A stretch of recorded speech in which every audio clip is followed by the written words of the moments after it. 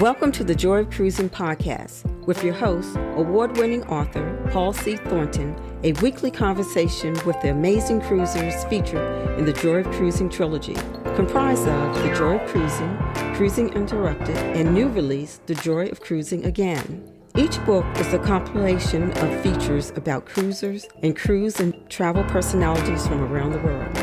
It's the next best thing to cruising, hearing about cruising from the unique and diverse perspectives of Paul's amazing guests.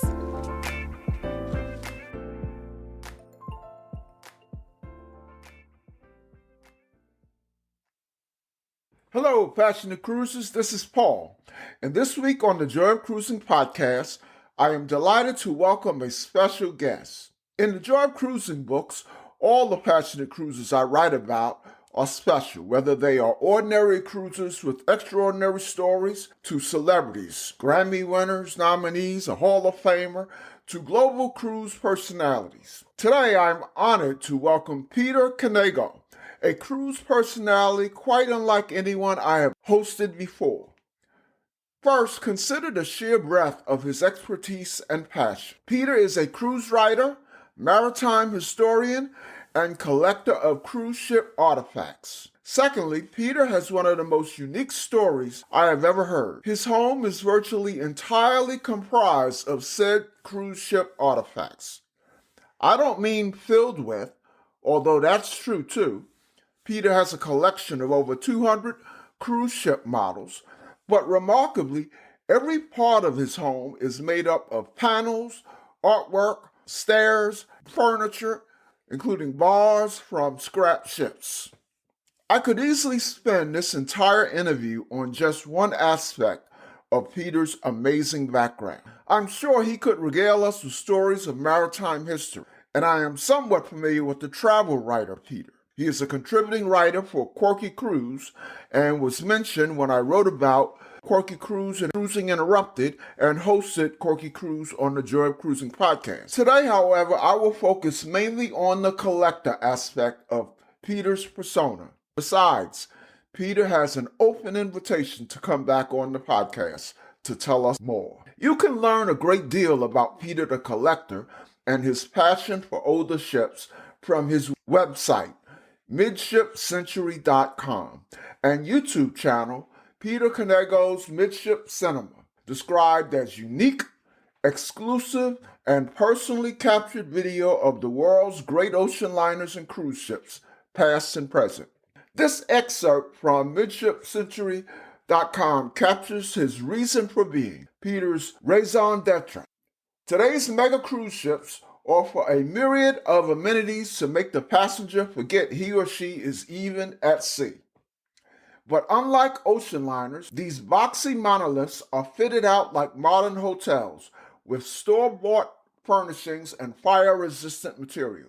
The era of the individual ship, representing the best of its nation's artisans and craftsmen, ended in the mid-1960s. Seizing the one-time only opportunity to save these items from obscurity or destruction, Knego not only bought items for his collection, but to share with those with a similar love for ocean liners or a penchant for the sleek stylings of the 1950s, 1960s, and early 1970s. Rich, rare, tropical hardwood veneers, heavy nickel-plated fixtures, a serving of high-style Italian chic from Gio Ponti's collaborators, and much more. Watching Peter's videos of him cruising these ships, reminiscing about them, and on the global search to shipyards, auctions, cruise ship salvage operations, and even wrecks to find unique ship artifacts is indeed fascinating. Welcome, Peter, to the Joy of Cruising podcast. Thank you so much, Paul. Honored to be here. So how you doing? I'm good. I've had quite an eventful year, and I'm enjoying some time at home now to make videos and get caught up on writing stories. And it's paradise where I live here in Oceanside near San Diego. So I'm very fortunate. Yeah, I've been to San Diego. I don't know quite where Oceanside is, but I'll bet it's paradise. It is. We're about 40 miles north, 90 miles south of LA and about 40 miles north. Okay. of San Diego. So I tried to fit a lot into that introduction of you, but your career is so amazing and multifaceted. We could spend this entire episode just talking about your adventures as a cruise writer, which is how I learned of you. Fill in some details for the listener. Where you're from, where you live. You just said where you live, but where were you raised? Where do you live? What's your background? Anything you would like to share with our listeners? Okay. Well, I was born in LA, actually in Encino in the Valley, and raised in Hollywood and Westwood. I went to UCLA and studied theater arts, which has nothing to do with the careers I embarked on after I graduated from school, but actually I got a lot of great training and good experience, working with cameras and voice and all the good stuff you get with that sort of background. Sure. And yeah, I spent 20 years in the music business as a record promoter, working with bands that I loved. And when the music business tanked in the early 2000s, I decided to put my hobby in front and make it more of a vocation instead of an avocation. And that was focusing on cruise ships and ocean liners, which was my passion. So I was writing for British magazines, just sort of, as a hobby. And then I started promoting myself to the travel industry here and to the cruise trades and writing for publications. A lot of them no longer exist, like Cruise Travel Magazine. I was also doing galleries for USA Today. I had one of the first blogs about cruising on a website that no longer exists called Maritime Matters, although I think you can get it on the Wayback Machine. But I was writing about my trips. I used to spend all of my money and time, vacation time, going around the world to either sail in classic cruise ships or find abandoned or forgotten about ocean liners in places like the Ukraine and China, the Philippines. And I would write about those adventures on Maritime Matters and for a British publication called Ships Monthly. And that was while I was still working in the music industry. And then later I decided to, focus more on that and make it my career. Hey, let's go back. This is off topic, but I love music, and you said you were working in the music industry with some of your favorite bands or your favorite music.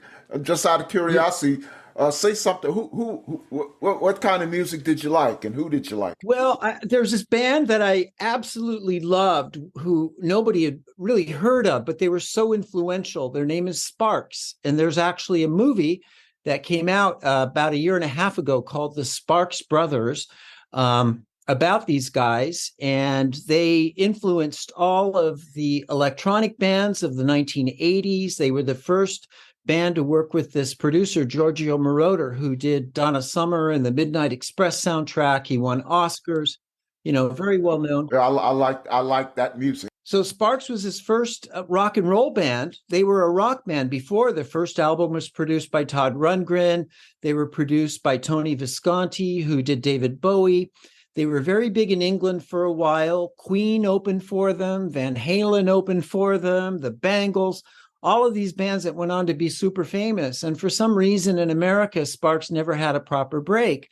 So I had a chance to work with those guys, and I started a company and ended up promoting all the bands that were influenced by Sparks, like Depeche Mode and New Order. And even, I did people like Whitney Houston as well. And it was a fun job. And for 20 years, I worked this chart on Billboard magazine called the Hot Dance Club Play chart. And it was a way for record companies to break certain songs. I worked Madonna, Cher, a lot of commercial stuff, and I was very into alternative music, so I loved working the bands like I mentioned before, Depeche and Duran Duran and Susie and the Banshees. And all the while, I did that just so I could be working with Sparks, who I was also promoting. So that's kind of in a nutshell what I did. And then when the music business collapsed, after downloading started and all of my friends at the record companies were losing their jobs, I figured it was time for me to look at something else to do in life. And I went back to my passion of ships. Wow, I said I kind of joked in the intro, I could bring you on just to talk about cruise riding, or bring you on just to talk about sailing on ocean going ships, or bring you on just to talk about, which we're going to mainly talk about today, your collecting background. But now I could also bring you on just to talk about music. Well, let's do it. I'm happy to do it, Paul. So I said that I got to know of you as a writer through my interviews of Heidi and Ted for Quirky Cruise's feature in my book, Cruising Interrupted. Say a little bit about your travel writing career. Sure. Well, I love Quirky Cruise, by the way, and I'm very fond of the small to mid-sized ships. I'm not so great with the giant mega cruise ships with 5,000 people. So, if I'm going to go mid-size, I love Oceania and Viking. They're real, you feel like you're on a ship, but they're small enough that you can get to know your fellow guests. I like to focus on the food and the enrichment lectures, that type of thing. And with Quirky, I especially love because they really, they're into the less than 300 guests ships, and so most of those ships are expedition type ships or luxury. So you really get to have an intimate experience, and you get to really enjoy being at sea, which is kind of a lost art with a lot of the major cruise lines. They're doing everything today to make you forget that you're on a ship and pretend like you're in Vegas or at a hotel. And of course, that's all good. And if that brings people into the experience of cruising, all the better. But I'm not so much into the bells and whistles as much as I'm into the organic experience of being on a ship. So I love writing for Quirky. I also contribute to a number of trades, Travel Weekly, Travel Age West, Cruise Business Review, sometimes Porthole. And of course, my passion now is developing my YouTube channel, where I do the older ships that I was on in the 90s, most of which no longer exist, the real classic ships that a lot of people today would laugh at or not want to go on because they had the traditional dining arrangement at a big table with people you didn't necessarily know. There were no specialty restaurants. The spa might just be one massage room. They certainly lacked the sophistication of today's ships, but they had a heart and they had a soul, and you really felt like you were at sea when you were on these ships. Well, let's delve into your cruising background. Tell us about your introduction to cruising. What was your first cruise, and what were your initial impressions of cruising? Well, my very, very first cruise, I saved my lunch money in junior high for about 6 months, and I took this cruise, as it were, from Long Beach to San Francisco. It was just an overnight on a ship called the Santa Maria, which was a 100-passenger cargo liner, basically, that used to sail from the West Coast around South America. So that was my first seagoing experience. And I remember, I was by myself. I was like 15 years old. And I remember my first meal in the dining room, having this selection from the menu, which included anchovies and all sorts of kind of somewhat exotic things that you wouldn't normally be eating at home. So that was very cool, but it was all too short.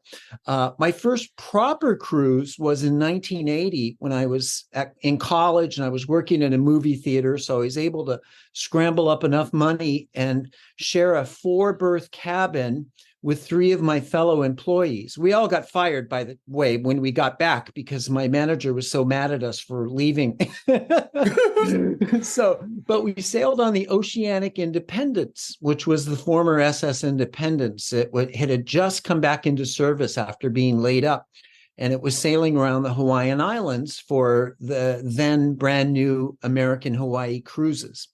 And so every year after that, I would save up my money to go on an old ship that I didn't think would be around for long. And then eventually I would start funding my expeditions to go to places like Greece and the Ukraine to find the lost liners. I wouldn't be able to sail on them because most of them were laid up in shipyards and such, but that was a real adventure for me. And this is before, we had fax machines back then, but there was no internet. So, the fastest and most expedient way to contact people was via fax or by phoning them. And that was really an interesting ordeal, trying to deal with all the security and getting into shipyards where I didn't belong. But I was, I would make deals with the ship owners and ship brokers that I would photograph the ships for them because they were going to be sold at some point. And they needed some pictures, to show potential clients or scrapyards or whoever wanted to buy the ships. So that was part of my first intro into writing, and that's kind of what established me. And that's when we started this website, and I was writing for this UK publication where, in Britain, they tend to love ships much more, and in Europe than they do in America. The actual lore and history of the ships. In America, we're more about cruising and the experience, but not so much the ships themselves. So I was developing an audience overseas. So let's go back to you were 15. What would motivate a 15-year-old to save up money to go on a cruise? There must have been something leading up to that. Oh, yes. Well, I neglected to mention, by that time, I was 3 years into my passionate hobby. Every year or so, I would get a new hobby. I mean, I collected butterflies. I collected stamps, coins. I was fascinated with bridges. And I fell in love with ocean liners when I was 12 years old. And I figured I would just work my way through that. And then I would find another hobby later on. But that stuck with me and never left. And at that time, there was this fantastic book that came out by this author, John Maxstone Graham, called The Only Way to Cross. It was about the history of transatlantic travel. And it was fascinating. And I fell in love with the old liners like the Lusitania and the Mauritania, the Aquitania, the Titanic, all of those early turn of the 20th century liners. And also the Poseidon Adventure came out at that time. So, of course, I was smitten with that movie. I don't know how many times I saw it. I saw it in the theater probably about 10, 12 times. And we had the Queen Mary, of course, in my backyard. So I was able to convince my mom or my dad, they were divorced, but separately, I would have one or the other take me down to the Queen Mary. And that, would foster my love of the ships. I started visiting cruise ships in 1974. I didn't know you could do that. Otherwise, I could have seen a lot more ships. And in 74, I went on this ship called the Arcadia. It was run by P&O Lines, and it was based on the West Coast. And P&O would soon buy Princess Cruises and make Princess the main cruise staple on the West Coast. And this was years before the Love Boat. But I found out through travel agents, I would get all the latest brochures and look at the schedules and find out whatever ships were coming to LA. And as long as my grades were good, I would convince one of my parents, hey, let me take off school that day and let's go down and spend the day on a visiting cruise ship. And back then it was much easier. All you had to do was sign a visitor's pass saying you wouldn't sue them if you fell down and hurt yourself. And basically you could spend the day on the ship before it sailed off. So it was a great way for me to photograph all the ships and get to know them, and part of my passion. So by the time I was 15 and I was getting $1 a day for my school lunch, I decided, you know what, I can go a little hungry and save up my money and go on this cruise on the Santa Maria to San Francisco. Now, when you were 15, did you have any schoolmates who had a similar interest? I mean, this sounds like you were on this on your own, or were there others who had similar desires? No, nobody. I mean, I would take every now and then, I would take one of my best friends with me down, and they thought it was kind of cool, but they never got into ships like I did. I was clearly a nutcase. And I had teachers who thought it was amusing. I even my French teacher, She and my art teacher in junior high thought what I was doing was kind of interesting. So they both took me down to see this one old ship that was on its final voyage. And they thought it was interesting and amusing, but no, I was pretty much on my own. And I was really happy several years into my hobby when I discovered that there was this group called the Steamship Historical Society of America, and they had a local chapter in Southern California, which I eventually became the chairman of, and conducted tours on the ships, when the 80s started. And so through them, I was able to meet more people who shared my interest. But otherwise, I was pretty much alone in my interest. Okay. So then you didn't, typically when I ask questions about someone's first cruise, they were brought on the cruise with their parents. Yeah. That certainly wasn't the case with you. Have you ever cruised with your parents, just out of curiosity? Yeah, well, I took my mom on some cruises in the late 80s and 90s. I had a favorite ship. It was Holland America's Rotterdam of 1959, and it was sailing with Holland America up until 1997. So I took my mom on a Christmas cruise, and I took her to Alaska. I took her on several cruises throughout. I did a lot of princess trips with her, and she enjoyed it. She was never big on ships. She always fostered my interest, and she was happy to drive me down to LA when she wasn't working to go aboard the ships. But she never really had a big desire to sail on them. And then when she finally did, she realized, hey, I wouldn't be claustrophobic. You meet nice people, the food is good, and of course the scenery, so she ended up getting into it for, we did several cruises together in the Med, smaller ships, bigger ships. But yeah, so that was very nice. But instead of my parents taking me on a cruise, I ended up taking my mom. Now, you mentioned the Rotterdam into the 90s. Did you sail on it as late? I know this might be hard to remember, but you probably have everything cataloged anyway. Did you sail on it in like the 97 timeframe? Yes, I sailed on her final voyage, which was a transcanal cruise from Vancouver to Fort Lauderdale. And then I sailed on her after that when she became the Rembrandt for Premier Cruises. And then Holland America, of course, introduced the Rotterdam 6, which they just recently sold and replaced with the Rotterdam 7. Okay, because I have had on the podcast the captain of the Rotterdam at around that time. Oh, wow. Captain Peter Boz. Oh, yes, I remember Captain Boz. Yes, I think he was on the final sailing. Good. He was a nice guy, or he's a nice guy. Yeah. Yeah. Oh, very cool. He's actually kind of a neighbor. I mean, he lives in a neighboring town. So when he was in one of my books too. So when I interviewed him for the book, we actually would meet and have a in-person interview over lunch. So how cool. he's a great guy. Really nice man. So what were some of your other favorites other than Rotterdam? I mean, I've watched dozens, it seems, of your videos on Midship Cinema. So I suspect I could name a few, but you tell us, what were your favorites? Well, this might shock people, but I absolutely loved the Achille Lauro, which in the United States was known for being hijacked by the Palestinian terrorists. And, she just didn't get a break. But, that ship, the story of that ship, I mean, we could spend a whole episode on that basically, but she was a beautiful ship, rebuilt, originally a Dutch ocean liner that was rebuilt by the Italians in the 60s. And she was so stylish and gorgeous with her twin funnels. And she had these fins on her funnels and really, really sleek, gorgeous lines and fascinating interiors. And she had such a rich history. And the Achille Lauro was the first ship that I did as a full Mediterranean cruise.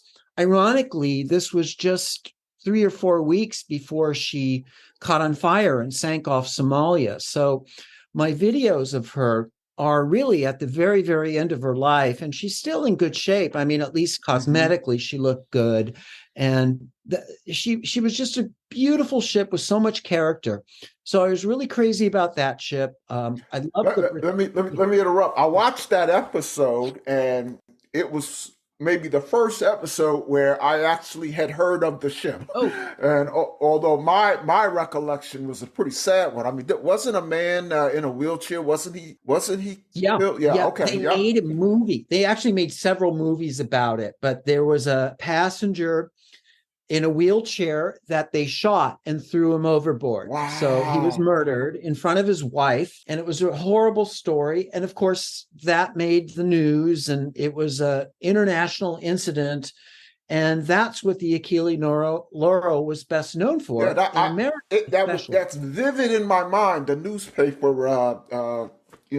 coverage of that story. What's the name of the movies that have been made? Because I'd like to catch one of those. Well, I don't know the exact names of them, but there were two at least. But the one that starred Burt Lancaster and Eva Marie Saint was great. It was a made-for-television movie, and it was, I think, 2 parts, maybe 3 parts, and they actually filmed it on board the Achille Lauro. Oh, wow. And what was really crazy is on the ship, after we went to Egypt, they showed it in the cinema in like 7 languages. They had Dutch, German, Spanish, Italian, English, and French.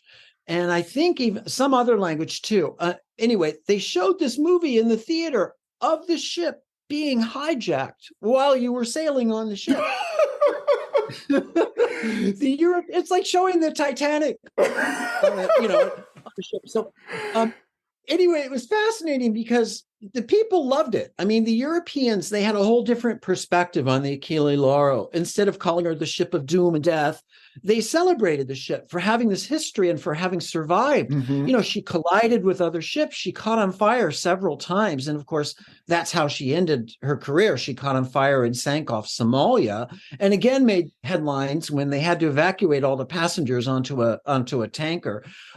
So she had a troubled life, but the Europeans looked at her as like a hero, that she had survived all of this stuff.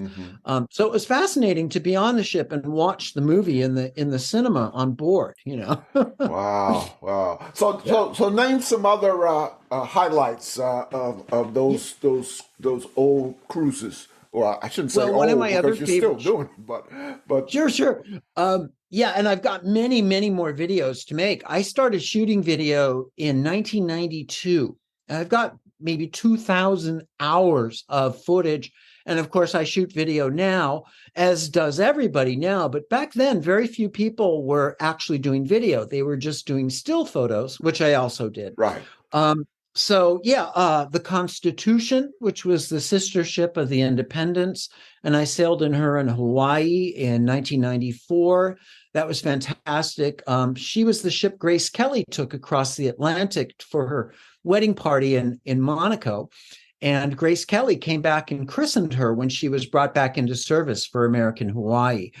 So Constitution, the Britannis, which was one of the oldest active passenger ships ever. I mean, she was 60 years old and still sailing for Fantasy Cruises. She was built as the Monterey in 1931. And she ended up sinking off of South Africa on her way to the scrapyard. Another ship I loved was the Regal Empress, which used to sail out of Fort Lauderdale on these cheapo 2-night cruises to the Bahamas. And I would just sail on the Regal E just to be on the ship and enjoy all of her beautiful wood paneling, and not even get off in Nassau, which I'd been to many times. So I just loved the time on the ship. And ironically, a lot of my house is now comprised of a lot of the Regal Empress's artwork and wood paneling. That's just a handful. But I mean, there were dozens and dozens of ships before the SOLAS regulations came in and pretty much doomed them, because no ships with any wood paneling were allowed after 2010. So gradually, the more and more strict regulations came in over the years. And so the ships were basically weeded out. And then 2010 was it. That was the end of them all. And then you could only sail on ships that were built, maybe in the 80s when there was no wood paneling on them. Yeah, yeah. You mentioned, or I mentioned in the introduction, how you talked about ships moving to fire retardant materials. Yeah. So that was say in not too technical. Say a little bit about the Solus Act. Sure. Well, Solus came about after the Titanic sank. There was an international regulation set up to monitor ships and make sure they had enough lifeboats, that they had watertight compartments, a whole series of behind the scenes things that they had to pass muster for in order to carry passengers. The international maritime regulations required certain safety requirements. And then they became more and more concerned with fire safety after there was a ship called the Morro Castle that burned off the coast of New Jersey. And it was a horrible, not as many people perished as they did, say, on the Titanic, but they burned to death on this ship, which was filled with wood paneling and didn't have the proper sprinklers. And anyway, there was a lot of theories about the Morro Castle's demise, which is considered maybe there was an arson involved and a kind of a nefarious backstory. But that's what got them started on the fire regulations. And then there was another ship, the Yarmouth Castle, that burned off of the Bahamas in the 60s. And that introduced the 1966 Solus regulations, which were extremely strict and far more focused on fire safety. And they've made them more and more stringent over the years.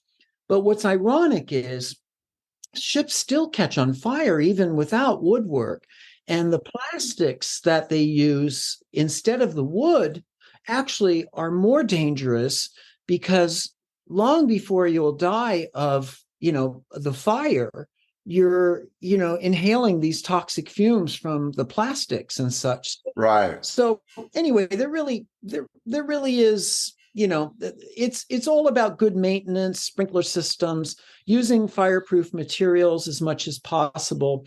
But I think wood paneling got sort of unfairly blamed, because you can treat it in ways to make it more fireproof. And if you have proper sprinkler systems and a good layout of the ship where people can escape and they can contain the fire, I just think it's a shame that we don't get that, that beauty of the original wood. They simulate wood now very well. The Queen Mary 2 is an excellent example, where they photograph like a high definition photo and print it on the paneling to make it look like wood. But the real glow of real wood is, to me, part of what made ships so special. Those old British liners with their gorgeous wood paneling, they make my heart sing.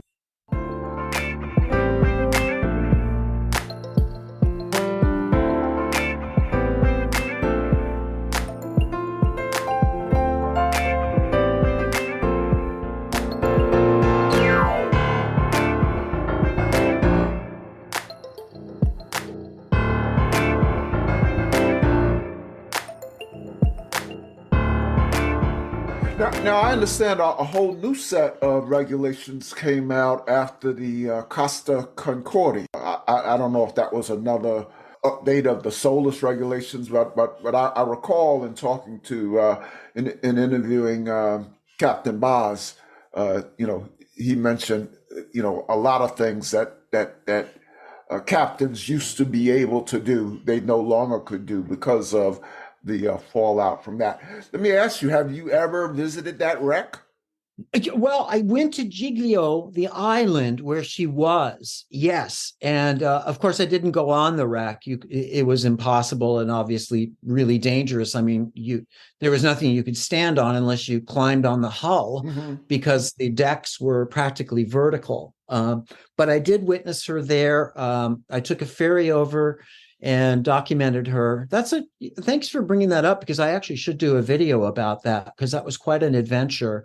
And then, of course, when they took her to Genoa, after that huge, expensive, I mean, I think it was $500 million or more that it cost Carnival to raise the wreck safely and tow her off to Genoa, where she was scrapped. I did go to Genoa, and I saw her from a distance, not too far away, before they actually took her in and scrapped her at the shipyard there. So yes, I did follow her a bit. I never went on the Concordia, but I was sailing on an old ship which was in port with her in Palermo, Sicily. And I remember my friends were going off to get some pizza, and I was like, "Oh no, here comes a ship. I'm going to document her." And they're all like, "Okay, this is what I always did." And I'm so glad I did, because it's the only time I saw the Costa Concordia. So I got footage of her sailing into Palermo. And this was several years before she, had the incident. So when after it was rescued, or whatever you call it, recovered by Carnival and scrapped, you didn't get any of the pieces? no. Well, first of all, they were waterlogged and moldy and burned, or So nothing worth. not burned, but they they looked like they were burned because they were just so covered in all of that debris and algae and all of that stuff. Okay. And also out of respect for the people that perished, and there were even I think they found one or two bodies Oh wow. of missing people on board. I just didn't think it was appropriate, Mm-hmm. even if I could have negotiated with the shipyard that was scrapping her to get stuff. I did not decide to do that. Okay. Okay. Now I know this is a bit like asking a parent who's your favorite child, but are you able to say, out of all of the ships you sailed, do you have a favorite? There was this maritime historian who was a wonderful man. His name was Frank Brainerd, and he wrote many, many books on ships from the 1950s on until he passed about 10 years ago or so. And his saying was, "My favorite ship is whatever ship I'm on at the moment." I wouldn't go that far, Mm-hmm. but it's really hard for me to say my favorite, although I would probably say the ship that I enjoyed sailing in the most was the Rotterdam, because I met friends who stayed friends for life, and we had so many beautiful memories on that ship.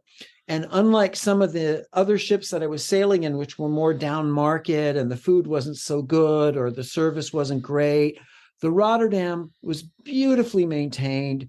Her interiors were perfectly preserved. She was loaded with woodwork. The food was excellent. The staff was wonderful. They stayed on the ship for decades. So I would say, of my experiences cruising wise, the Rotterdam was and probably remains to this day my favorite, the Rotterdam Mm-hmm. 1959. But I have many other favorite ships along with the Rotterdam. The old New Amsterdam from 1938, the two-funneled ship that became the logo for Holland America in the 80s that you see on the funnels to this day. She was magnificent, beautiful Art Deco ocean liner. And then I like a lot of obscure British ocean liners run by P&O Lines. The Arcadia, my first ship that I visited. I love the Brit ships for their gorgeous wood interiors and the etched glass and the brass, and the Italian liners like the Augustus, which had the best artwork and most beautiful Lido decks. So yeah, I can just go off on I can name you dozens of favorite ships, but I think I did my best to encapsulate it there. Yep, yep. I suspect the cruise lockdown was quite challenging for someone like yourself. How'd you spend your time editing video? Yes, exactly. That's when I decided to really focus on my YouTube channel. So I decided, okay, I'm stuck in this house. We have a big house. We have a big yard. There's a park nearby.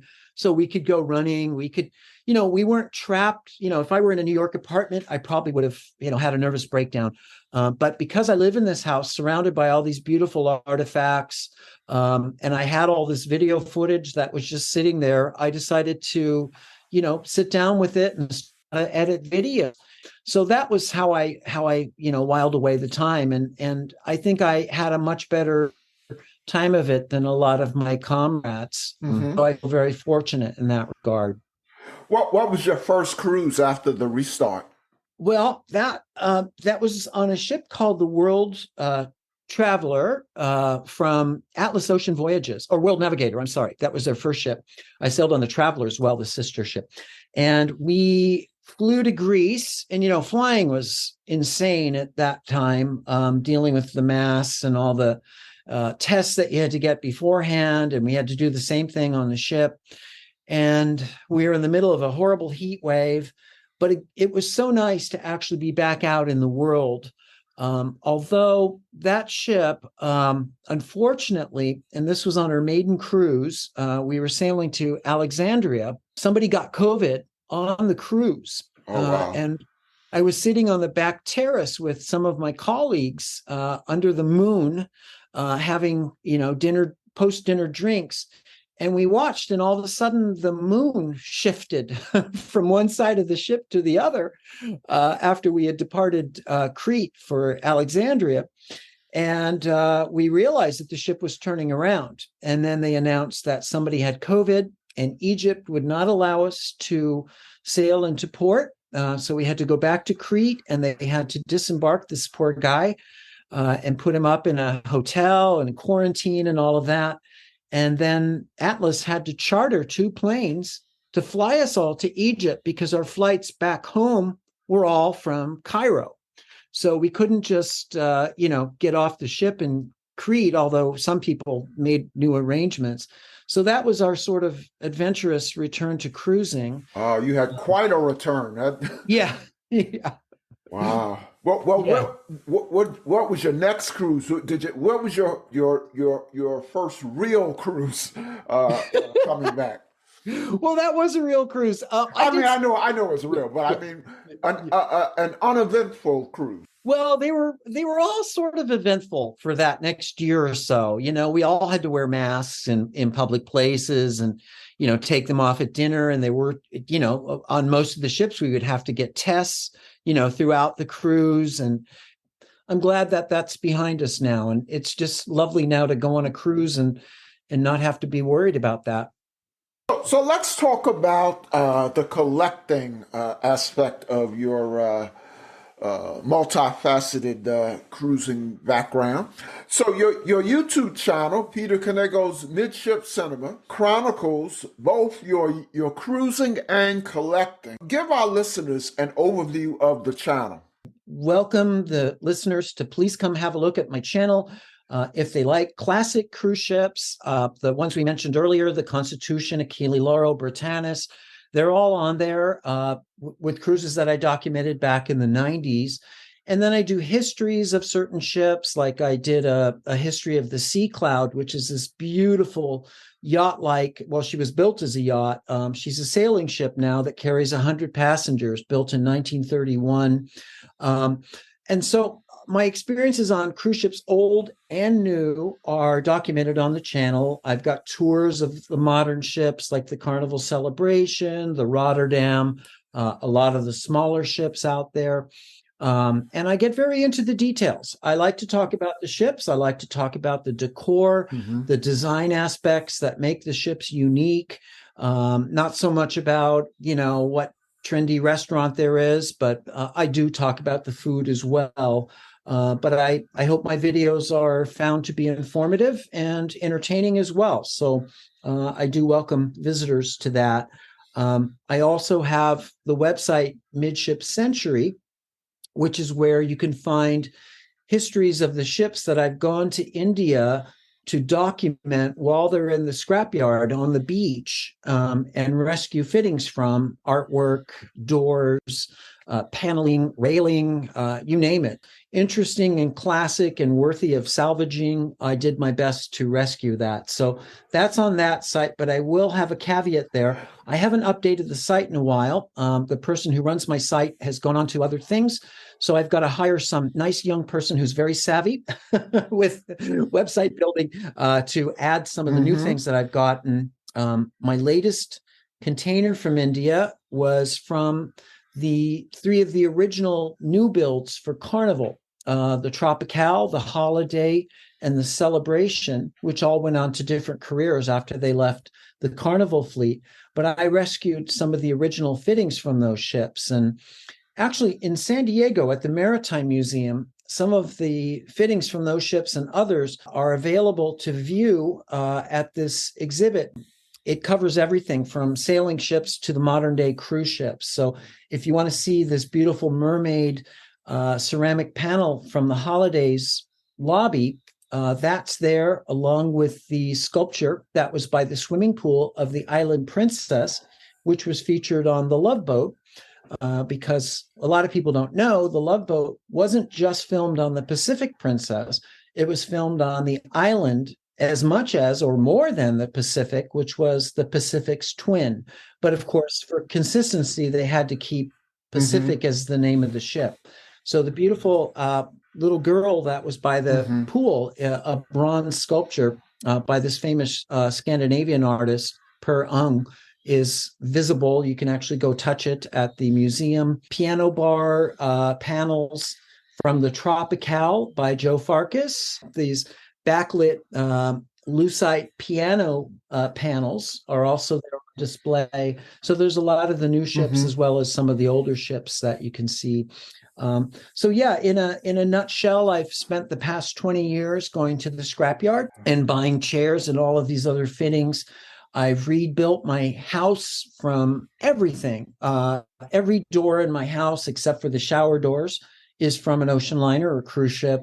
I've got bookshelves that were from the ships, paneling, beautiful artworks, a lot of gorgeous Italian artworks, etched glass panels, you name it, basically. My house is made of it. And the spare stuff, like if I found some beautiful Italian chairs from the 1950s, I would buy 50 or so of them, have them shipped to me, and then I would sell them to interior designers and architects who were building new hotels or refurbishing bars, and they wanted original mid-century style stuff.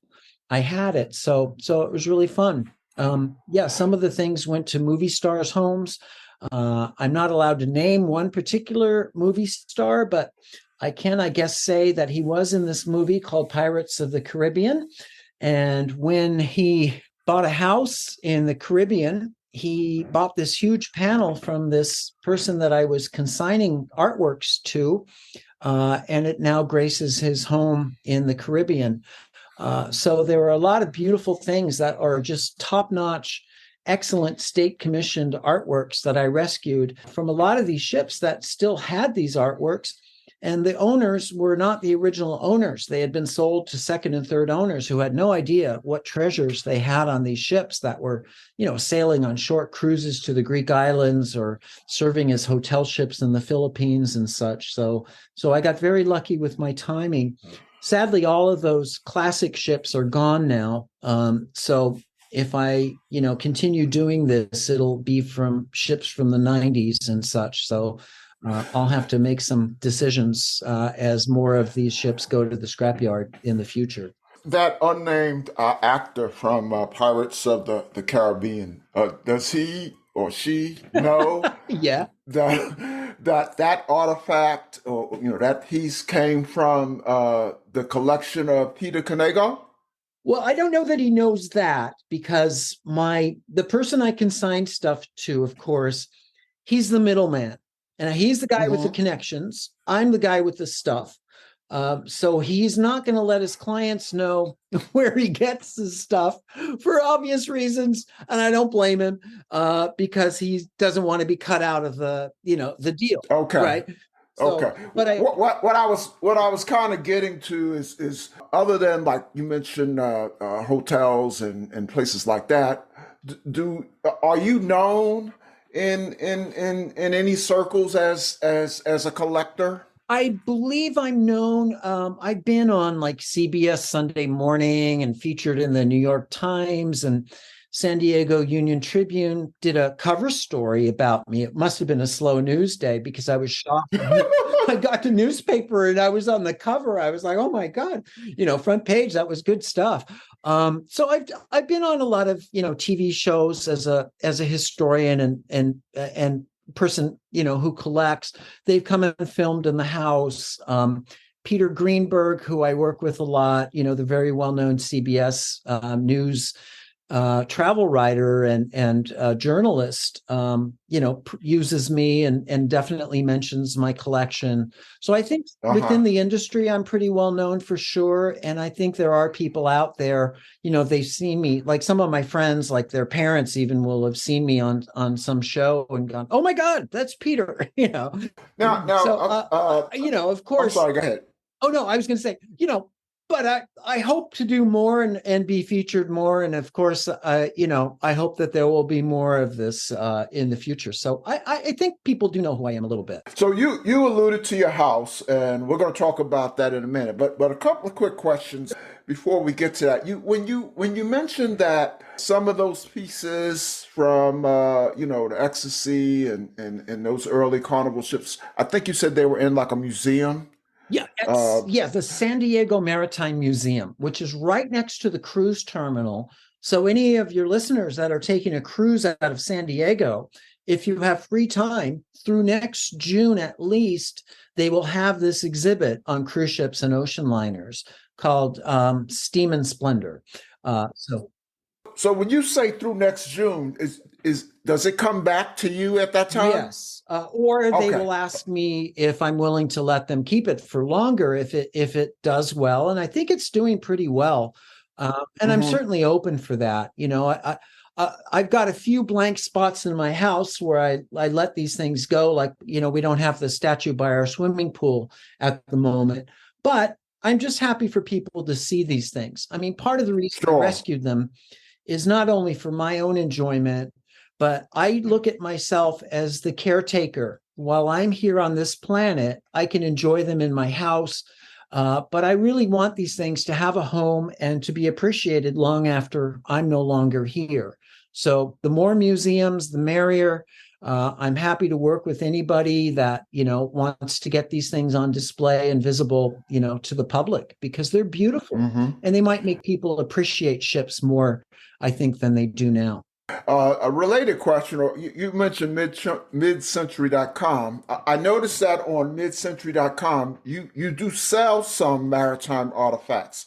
Are those from your personal collection, or are they items that when you pick them up at a ship that's being scrapped, you pick them up solely for the purpose of resale? I'm just curious. Well, it's a combination of both. Okay. I keep at least, one or two of each type of chair. If there's an Italian artist that has 5 artworks on a ship, I'll keep one of them and sell the other 4. It's not a very good way to make money. It's very risky. You're subject to trends, what's in style at the moment. You're subject to, shipping costs. Like my latest container, the price of shipping, I will never make my money back because of the shipping crisis. The containers tripled, quadrupled. Wow. The fees, and then, customs duties and all of that became so much more expensive than they were when I first started. So there are a lot of things to factor in. So the only way I can make a go of this is by selling stuff to at least recoup my investment. So when I go to India and if I see that there's 50 or 60 beautiful Italian chairs, then I buy them all, and I realize that, I'll keep 2. They'll be part of my collection. And then the rest I will sell to these interior designers. Okay. So I've seen a couple of tours of your house. I saw one. It was an adorable little girl. I don't know what grade she was in, but there's a saying from Michael in The Office. He used to say, "Talk to me like a 5th grader." So I don't know if she was in the 5th grade, but talk to me like I'm a 5th grader. Take our listeners on an oral virtual tour of your home. Okay, I'll do my best. Well, when you come in, the front door is actually the door. It has a porthole in it, and it's made of teak wood, and it's from the promenade deck of an old Cunard ocean liner that was built as the Ivernia, and it was sold to the Russians in the 70s and laid up in the Ukraine, and then finally scrapped in the early 2000s. And the good thing about that was the latter-day owners didn't have money to refurbish the ship. So they kept all the original stuff pretty much intact. So as soon as you get in the door, to your right, there's a bar. the actual tourist class bar from a British ocean liner called the Oriole. It's made of mahogany. It's gorgeous. Wow. On the wall, there's a huge panel called Fireball in Outer Space from an ocean liner called the Hamburg that was later the Maxim Gorky. And it's just this incredible melamine panel of a red orb rising over this landscape. It's stunning modern art. Oh, yes, yes. I think I have a photo of that. So I will definitely be using that photo to promote your episode. Oh, awesome. Awesome. Well, I love this panel and I love our house down here. We lived in another town up north, and I couldn't display this panel because the ceilings weren't tall enough. And this house had much taller ceilings. So it's up on our wall and we love it. All the furniture in the living room is Italian, from various Italian ocean liners by famous Italian designers like Gio Ponti and Nino Zancada. There's a hammered metal panels featuring Greek mythological things or motifs, ceramics on the wall. There's builder's plates from various ships, including the Island Princess, the Love Boat. The builder's plates are these brass plaques that have the shipyard number and the year the ship was built. And they're very, very important historical items. So I try to get the builder's plates from as many ships as I can. The latest plate I got was from the Crown Princess, which was the first ship to be built by Fincantieri after it became Fincantieri, the first passenger ship, I should say, in 1990. So anyway, the house is filled with builder's plates, beautiful artworks, paintings, friezes, three-dimensional type sculptural reliefs. I've got clocks on the wall from ships, lots of ship models, small ones, 1250 scale ones, and larger ones that were in travel agencies from the 1950s and 60s. I have a dining room that's got dining tables from a ship with the little rims on the edge to stop the plates from sliding off. The chairs have what they called umbilical cords that attached them to the decking so that when you were in rough seas, the chairs wouldn't slide around the dining room. They don't do that on cruise ships because cruise ships aren't meant to sail in rough water all year round like ocean liners were. Right. So anyway, that's basically the house. Our patio, we've got teak wood from the Love Boat and the settee that was at the base of the stairs in the Love Boat lobby, and etched glass panels depicting musical instruments from the ballroom of the Carnival, which was built in England in 1950 or in Scotland in 1956 as the Empress of Britain. So it was the second ship that Carnival had. And one piece of the etched glass actually is now on board the Carnival Celebration, which is a mini version of my house. The Golden Jubilee Bar features etched glass panels from the Mardi Gras and the Carnival. The 50th anniversary of Carnival was the same year that the Carnival Celebration came into service. Their team looked me up and bought a bunch of stuff that I tried to sell to them 20 years ago that they didn't want. So fortunately, I still had a lot of stuff.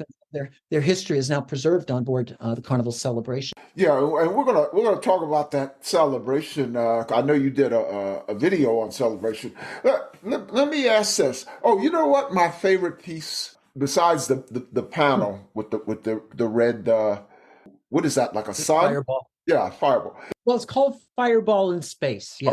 Okay. Yep. I saw a piece that I was shopping for a home a couple of years ago. I've only been in my current home a couple of years, and I wanted something like this in a bathroom. It was you got it from a ship. It was, how could I describe? It was like a glass bowl.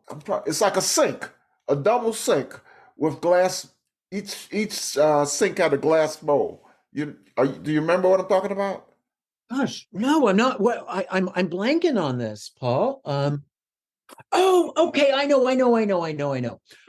The master bedroom in our house has a dining room serving station from the Italian liner Augusta. We put these glass sink bowls on top. Our handyman is just this brilliant guy. His name is Brett, and He's such a great engineer. I'm sort of the designer. I come up with what I want and I go to Brett and I say, can you make this happen? So he suggested we convert this serving station into a sink, and the plumbing is behind the wall. He just drilled 2 holes in it to bring the plumbing in and put these glass sinks on top of this serving station. And so that's in our master bedroom bathroom. I love that piece. I mean, I actually looked for something like that when we were shopping. I mean, when we were house shopping. Oh, how cool. How cool. I wish I met you 10 years ago.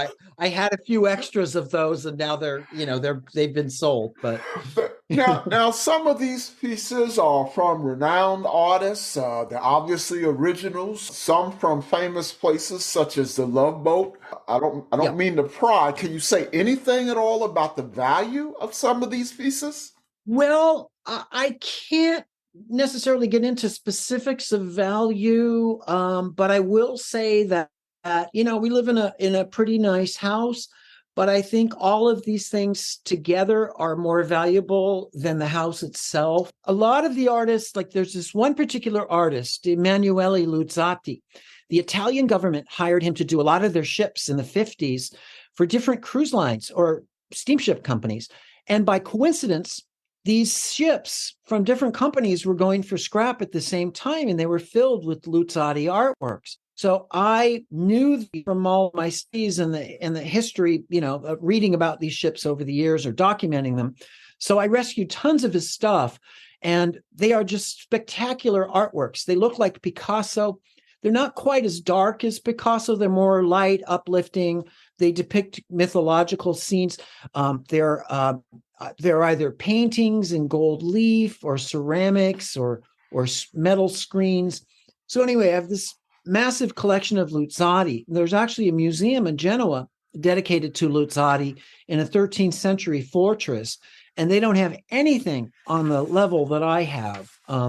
So I consider myself Luzzati West, basically. And his works, like that one particular actor who bought that big painting, that was a Luzzati painting. So there's a lot of Luzzatis around the world in, celebrities' homes in Australia and the Caribbean and Beverly Hills that were spares that I sold because I had similar ones that I liked better or that just fit my house better. So I kept them. So yeah, there's all sorts of stuff in the house that's either very important historically in a maritime sense or just in a plain artistic sense. You don't have to be a ship fanatic to appreciate the beauty and the value of some of these artworks. You alluded to this on the new celebration, and you had a couple of videos about this. Carnival did something special with its Golden Jubilee Lounge, and you were a major part of that initiative. So say some more. I know you started talking about that. Talk about that. Sure.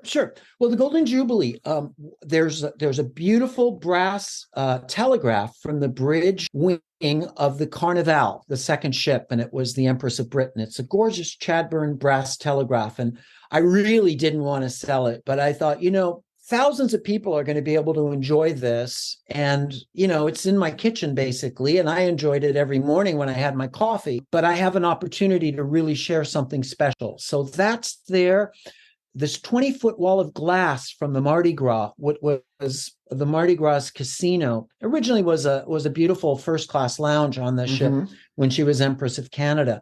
And it's etched flowers, frosted etched glass mounted in these giant mahogany panels.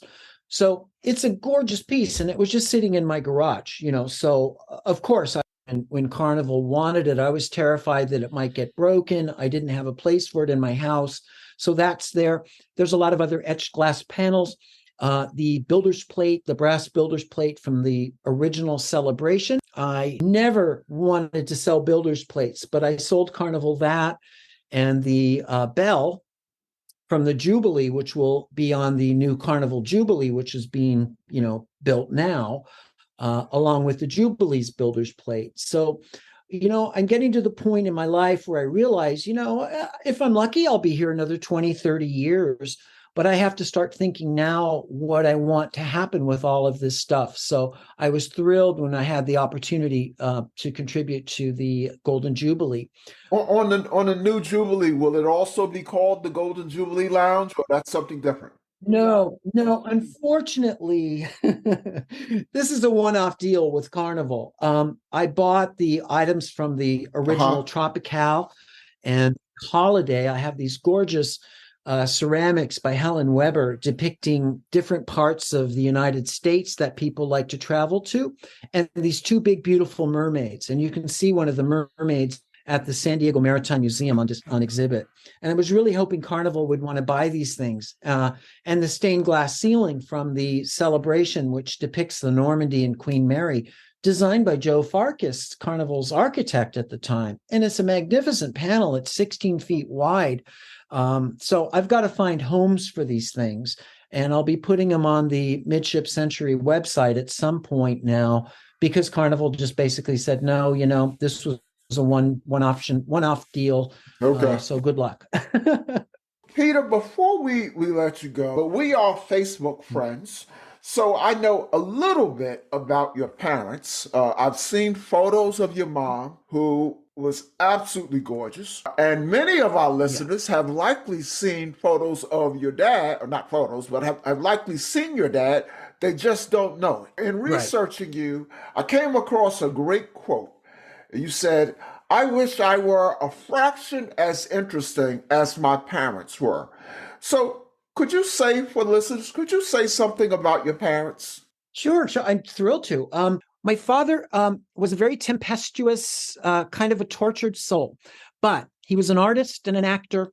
He was born in Dubrovnik, Yugoslavia, and he was the first Yugoslavian to come to America and get into movies in Hollywood. So in the 1940s, he was signed to Universal, and he starred in two of the popular horror films with all the greats like Boris Karloff and Lon Chaney Jr. He was in The Mummy's Curse and The House of Frankenstein. And then after he left Universal, he was in The Sands of Iwo Jima with John Wayne. He was in The Road to Bali with Bob Hope and Bing Crosby. He worked with all the greats. Again, he had a tempestuous life. We became friends. He wasn't my favorite person as a kid, but later on as an adult, I appreciated his legacy in Hollywood, and his stories were just fascinating, and he knew everyone. So that's my dad. His name was Peter Knego. That was a stage name given to him by Universal. His actual real last name was Knego, which is my last name, Knego, Yugoslav. And it wasn't popular at that time in Hollywood to have an ethnic name. So they Hollywood, they gave him a Hollywood name. My mom, on the other hand, was a magnificent lady, absolutely beautiful, truly, I don't exaggerate, one of the most beautiful women in the world. She was a high fashion model from the late 1940s until the 1980s, basically. And she was as lovely on the inside as she was on the outside. And I look back at these vintage photos of her. My mom had the face and bone structure of Greta Garbo. I don't exaggerate. She was actually asked to be in movies about Greta Garbo, but they never made the movies. And she had the style of Grace Kelly, but actually my mom was a little older than Grace Kelly. And if anything, Grace Kelly was probably a little bit influenced by my mom. So my mom was just lovely. She passed earlier this year, but she was very, very supportive of me and an inspiration to this day. I will cherish having had such an incredible human being as a mother. So that's a bit of a nutshell about my parents. Well, Peter, thank you so much for sharing that. I just felt like I wanted you to share that aspect of your life with the cruise community, with the listeners and the cruise community. So thank you. It has been fascinating Thank you. talking. I appreciate being asked, and I'm really honored to be on your show. Well, thank you. I was going Thank to you. say. Well, it's been great. Your questions have been really well researched, and what you're doing for the community is really, it's a gift to all of us. So thank you, and thank you for having me on. Thank you for saying that, Peter. I certainly hope you come back. We normally close interviews with a couple of light, fun cruise questions, but I think that your discussion of your parents was an appropriate ending, and I know we'll have you back if you will be back, and we'll talk about some of those other questions that I ask guests. Thank you. I'd be honored and delighted anytime. You let me know. All right. Well, all the best to you in your various endeavors. And as they say, we'll see you on the ocean. Okay. Thank you, Paul.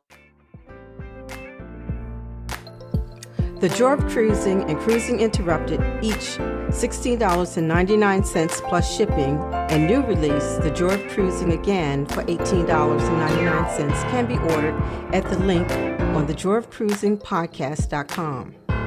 For each of the 3 books, use the discount code Joy of Cruising Podcast and get $4 off. The Joy of Cruising books are also available at Amazon. Order the ebook at Amazon or your favorite online retailer. Stay in touch by joining the Joy of Cruising Podcast Facebook group or following the Joy of Cruising Podcast on Instagram. We're constantly adding new shows. Please leave a review and tell a friend about us. We hope you enjoyed this brief escape to the ocean. See you next week.